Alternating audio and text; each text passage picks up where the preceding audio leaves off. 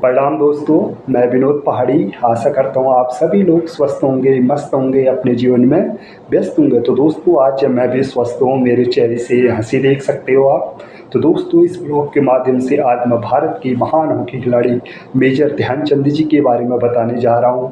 दोस्तों मेजर ध्यानचंद जी को कौन नहीं जानता है, दुनिया के हर किसी कोने में मेजर ध्यानचंद जी को आज भी जाना जाता है। दोस्तों मेजर ध्यानचंद जी एक जादुई हॉकी खिलाड़ी थे दोस्तों, जिन्होंने अपनी जादुई छड़ी से लाखों भारतीयों के दिल में राज किया। दोस्तों मेजर ध्यानचंद जी ने अपने जीवन में लगभग 1000 से भी अधिक गोल किए। दोस्तों मैं आपको बताना चाहूँगा, इस वीडियो के माध्यम से मैं मेजर ध्यानचंद जी के जीवन का परिचय कराने जा रहा हूँ। दोस्तों इस वीडियो को आप अंत तक ज़रूर देखना, जिससे क्या होगा दोस्तों, मैं आपको इस प्रकार की वीडियो को आके देते रहूँगा। दोस्तों अगर मेरे चैनल को लाइक, सब्सक्राइब, कमेंट करोगे तो थोड़ा भी मुझे मोटिवेशन मिलेगा, जिससे मैं आगे को और अच्छी वीडियो अपलोड करते रहूँगा अपने यूट्यूब चैनल पे। तो दोस्तों सबसे पहले मैं मेजर ध्यानचंद जी के जन्म के बारे में आप सभी लोगों को बताना चाहूँगा।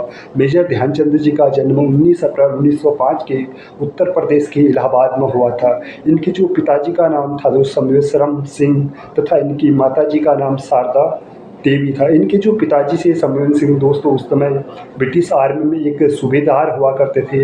अगर इनकी मैं फैमिली की बात करूँ, इनके परिवार में 2 भाई मूल सिंह और रोप सिंह इनके 2 भाई थे, जो मेजर ध्यानचंद जी का एक हॉकी खिलाड़ी बनना चाहते थे। दोस्तों अगर मैं उनकी शिक्षा की बात करूँ तो इनके जो उसमें पिताजी से संबोधन सिंह, वह एक सूबेदार हुआ करते थे उसमें ब्रिटिश आर्मी में। तो इनकी जो थी पोस्टिंग अलग अलग जगह होती थी, जिसके कारण दोस्तों मेजर ध्यानचंद जी अपनी पढ़ाई नहीं कर पाए। सिर्फ 8वीं क्लास पास करते ही उन्होंने पढ़ाई छोड़ दी। पढ़ाई छोड़ने के बाद दोस्तों वह अपने परिवार के साथ झांसी चले गए। दोस्तों अगर मेजर ध्यानचंद जी की हॉकी की शुरुआत की बात करूँ तो युवा अवस्था में मेजर ध्यानचंद जी को बिल्कुल भी हॉकी में कोई रुचि नहीं था। दोस्तों वो अपने दोस्तों के साथ या फिर अपने आसपास के पड़ोसियों के साथ हॉकी खेला करते थे, और पेड़ की डाल से एक टहनी काट कर हमेशा स्टिक बनाया करते थे, और जो पुराने कपड़े फटे फटे कपड़े होते थे दोस्तों उनको सिलाई करके बॉल बना के हॉकी खेला करते थे। दोस्तों एक बार क्या हो कि 14 साल की उम्र में ये अपने पिताजी के साथ एक हॉकी मैच देखने गए, जहां देखा कि एक टीम 2 गोल से पीछे हार रही थी। तब इन्होंने अपने पिताजी से कहा, पिताजी मैं इस टीम की ओर से हॉकी खेलना चाहता हूं। तो वो जो टीम थी वो आर्मी की टीम थी। उस टाइम इनके जो पिताजी से उस सूबेदार से तो इनके पिताजी ने हाँ भर दिया। हाँ करने के बाद दोस्तों मेजर ध्यानचंद जी ने उस टीम के साथ खेला। खेलने के बाद दोस्तों उस टीम के साथ लगातार 4 गोल दागे उस टीम के लिए। लगातार 4 गोल दागने के बाद दोस्तों तो जो वहाँ आर्मी के ऑफिसर जो बैठे थे, उन्होंने मेजर ध्यानचंद जी को आर्मी में भर्ती होने के लिए कहा। दोस्तों साल 1922 में 16 वर्ष की उम्र में मेजर ध्यानचंद जी को पंजाब रेजिमेंट में एक सिपाही बन गए। सिपाही बनने के बाद दोस्तों उन्होंने धीरे धीरे अपना जो ध्यान था वो हॉकी ओर केंद्रित किया, हॉकी खेलना शुरू किया। खेलने के बाद दोस्तों उन्हें उस प्रकार की रुचि हो गई, मतलब उनको अच्छा लगने लगा। उसके बाद दोस्तों उनको एक कोच दिए गए जिनका नाम था भोले तिवारी, जो एक ब्राह्मण रेजिमेंट से थे। उन्होंने मेजर ध्यानचंद जी को बारीकी से हॉकी के बारे में बताया। बताने के बाद दोस्तों माना जाता है कि उनके जो पहले कोच थे पंकज गुप्ता जी, उनको मेजर ध्यानचंद जी को देख के ही पहले ही बता दिया कि आने वाले समय में मेजर ध्यानचंद जी अपना पूरी दुनिया में अपना मतलब चांद गाड़ेंगे, यानी कि अपना नाम रोशन करेंगे। ये मेजर ध्यानचंद जी को पहले ही उन्होंने देखकर कहा कि आने वाले समय में दुनिया पे राज करेंगे अपने हॉकी की जादुई छड़ी से। दोस्तों सेम वैसा ही हुआ भी। दोस्तों अगर मैं मेजर ध्यानचंद जी के अंतर्राष्ट्रीय करियर की बात करूँ तो साल 1926 में न्यूजीलैंड में होने वाले टूर्नामेंट में मेजर ध्यानचंद जी का चुनाव हो गया। चुनाव होने के बाद दोस्तों वहाँ भारत ने एक ही मैच में लगभग 20 गोल किए। 20 गोल में दोस्तों उसमें से 10 गोल मेजर ध्यानचंद जी ने किए।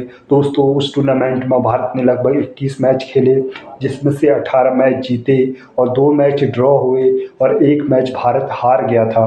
दोस्तों उस टूर्नामेंट में भारत ने लगभग 192 गोल किए थे 21 मैचों में। उसमें से 100 से अधिक गोल मेजर ध्यानचंद जी ने अकेले किए थे। उसके बाद दोस्तों फिर जब वापस भारत आए, भारत आने के बाद उनको आर्मी का लॉन्च से नायक बनाया गया दोस्तों। उसके बाद साल 1927 में फिर इंग्लैंड में जाकर दोस्तों भारत ने जब 10 मैचों में लगभग 72 गोल किए थे।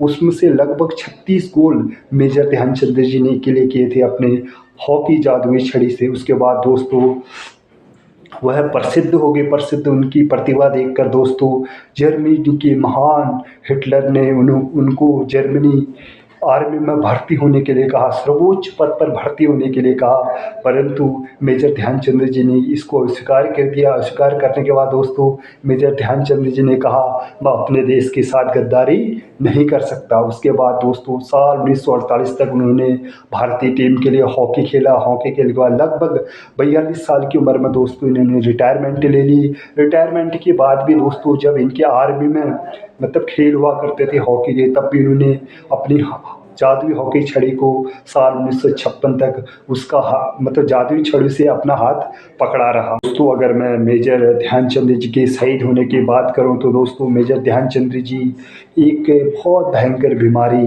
कैंसर से जूझ रहे थे। दिल्ली के एम्स हॉस्पिटल में उनका इलाज चल रहा था। दोस्तों इलाज के दौरान बताया जाता है कि उन्होंने अपना दम तोड़ दिया था और 3 सितंबर 1979 को उन्होंने इस दुनिया को अलविदा कह दिया और शहीद हो गए। दोस्तों मैं आपको बताना चाहूँगा भारत ने एक अपना महान हॉकी जादूगर मेजर ध्यानचंद जी को खो दिया। खोने के बाद दोस्तों बहुत जो उनके चाहने वाले फैंस थे वो बहुत निराश हुए। दोस्तों आज की वीडियो से हमें यही सीख मिलती है, एक मेजर ध्यानचंद जी 8वीं क्लास पास करने के बाद, पढ़ाई छोड़ने के बाद अपना जुनून दिखाना, फिर एक आर्मी में भर्ती होना, आर्मी ऑफिसर बनना, उसके बाद अपनी जादुई छड़ी से गोल दागना और भारत को विभिन्न स्वर्ण पदक जिलाना, 3-3 स्वर्ण पर 3-3 ओलंपिकों में भारत को विजय बनाना और दुनिया में अपनी हॉकी जादू से छड़ों से राज करना। दोस्तों इस वीडियो से हमें यही सीख मिलती है कि हमें ज़िंदगी में मतलब जिस रास्ते पे हम चलते हैं उस रास्ते पे हमें चलते रहना चाहिए। हमेशा हमें उस चीज़ से कोशिश करनी चाहिए जब तक हमें वह मंजिल प्राप्त नहीं हो जाती है। तो दोस्तों ये था मेरा आज के वीडियो। मैं अपनी बात को यहीं समाप्त करता हूँ। आप सभी लोगों को मेरा प्रणाम।